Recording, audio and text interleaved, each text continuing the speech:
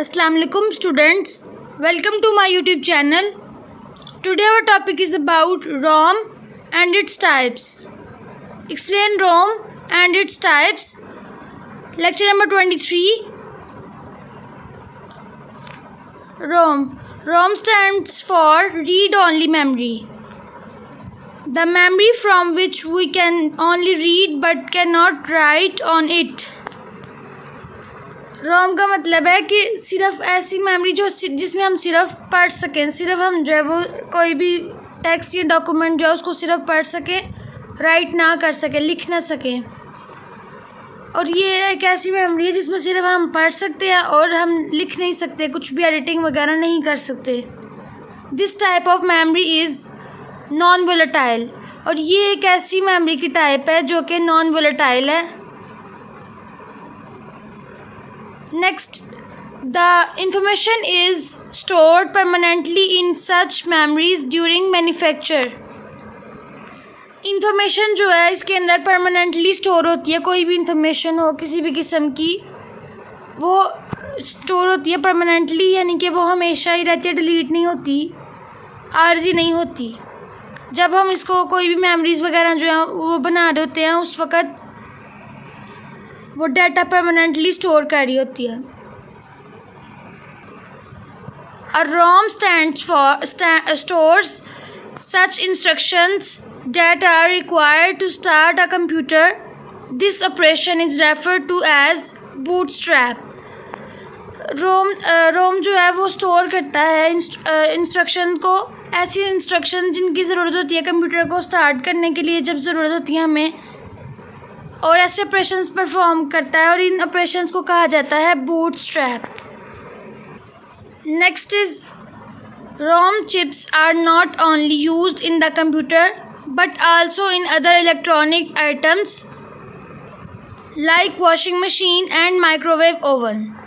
रोम जो है उसकी चिप्स जो है वो सिर्फ कंप्यूटर के अंदर इस्तेमाल नहीं होती, बल्कि इलेक्ट्रॉनिक आइटम्स में भी यूज़ होती हैं।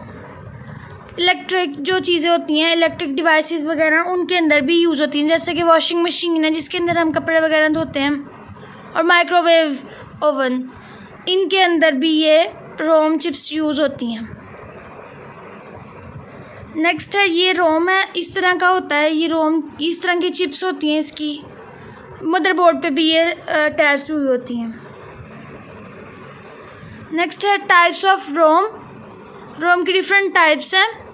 M ROM means mask Rome.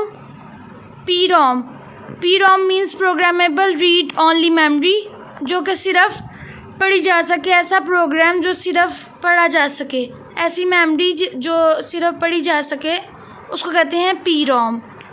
E P ROM means erasable and programmable read only memory, जिसके अंदर प्रोग्राम्स जो हैं उनको पढ़ा जा सके और उनको इरेज भी किया जा सके, उसको कहते हैं ईपी रोम।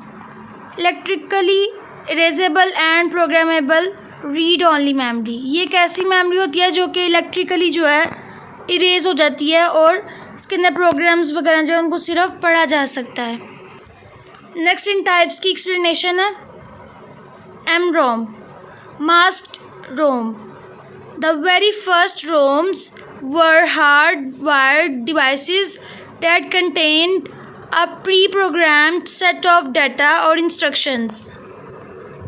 जो पहले रोम्स होते थे, जो पहला रोम था, वो डिवाइस थी, वो उसकी जो तारें वगैरह थी वो बहुत ज़्यादा सख्त होती थी, जिसकी वजह से पहले से ही डाटा जो है उसको कलेक्ट किया जाता था, और इंस्ट्रक्शंस वगैरह जो है वो पहले से ही रेडी की जाती थी। और इस तरह these kinds of ROMs are known as masked ROMs which are inexpensive। और इस तरह की जो टाइप्स होती थी, इस तरह की जो किस्में होती थी, उनको मास्क्ड रोम कहते थे, which are जो कि बहुत ज़्यादा सस्ती होती थी, इतनी महंगी नहीं थी होती कि हम इजीली जो है उसको यूज़ कर सकते थे। नेक्स्ट एम रोम है। एम रोम की इस तरह की चिप होती थी, ये इस तरह से ये यूज़ होती थी डिफरेंट किस्म की जगहों पे। नेक्स्ट है P ROM. Programmable read only memory. It is read only memory that can be modified only once by a user। PROM जो है वो एक ऐसी टाइप है रोम की जिसके अंदर हम सिर्फ कोई भी मेमोरी जो है उसके अंदर हम सिर्फ डाटा जो है या डॉक्यूमेंट जो है उसको रीड कर सकते हैं, अच्छे तरीके से देख सकते हैं, पढ़ सकते हैं, और सिर्फ एक ही पर्सन जो है एक टाइम में पढ़ सकता था। The user buys a blank PROM and enters the desired contents using a PROM program। और जो यूज़र ऐसा करता था कि कोई भी ये ब्लैंक यानी कि खाली PROM जो है वो खरीद लेता था और फिर उसके अंदर डिफरेंट किस्म के जो कंटेंट्स होते थे, जो टॉपिक्स वगैरह होते थे, उनको इस्तेमाल करता था।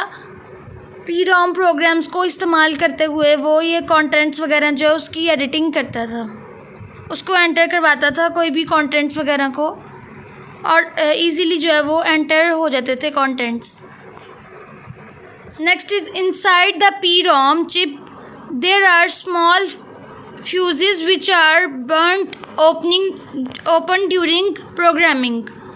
और अगर PROM की चिप के अंदर देखा जाए तो इसके अंदर छोटे छोटे से फ्यूजेस होते थे जो कि जब प्रोग्राम जो है कोई भी ओपन होता था तो उस दौरान जल जाते थे। It can be programmed only once and is not erasable. और ये प्रोग्राम जो एक दफ़ा जो पढ़ लेते थे वो इरेज नहीं होता था। ये PROM है यानी कि प्रोग्रामेबल रीड ओनली मेमोरी, इस तरह की ये चिप होती थी। PROM की ये सेकंड टाइप है। नेक्स्ट है EEPROM, erasable and programmable read only memory. It can B erased by exposing it to ultraviolet lights for a duration of up to 40 minutes।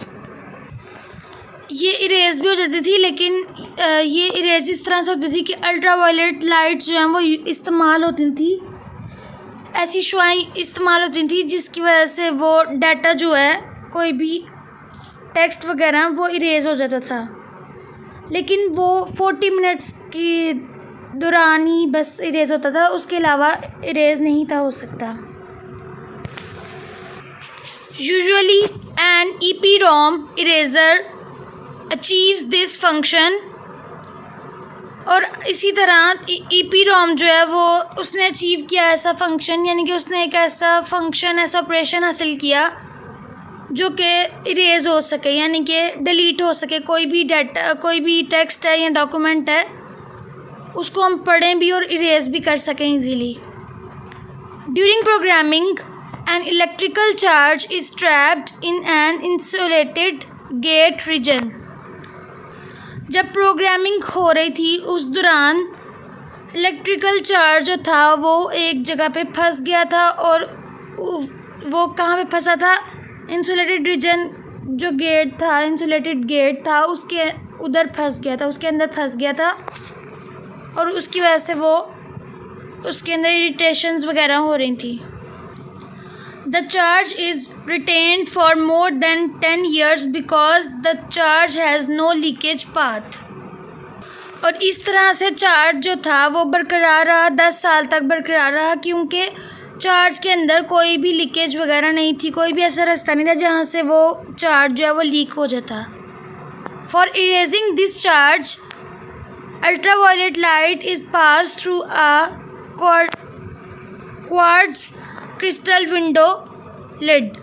यानी कि ये चार्ज जो है वो इरेज किया जब जा रहा था तब अल्ट्रावायलेट जो है वहाँ से गुजर रही थी, जो कि एक लिड के अंदर से, यानी कि एक कोई भी क्रिस्टलाइन विंडो थी उसके अंदर से गुजर रही थी अल्ट्रावायलेट्स।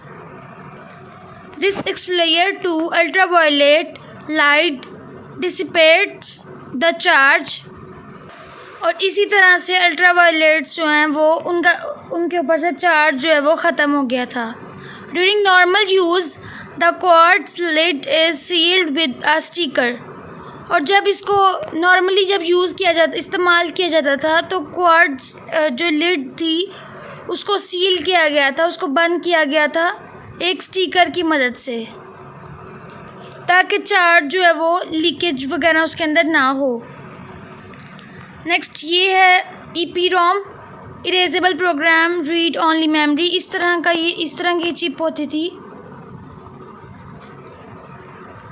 नेक्स्ट है EEPROM, electrically erasable and programmable read only memory. It is programmed and erased electrically.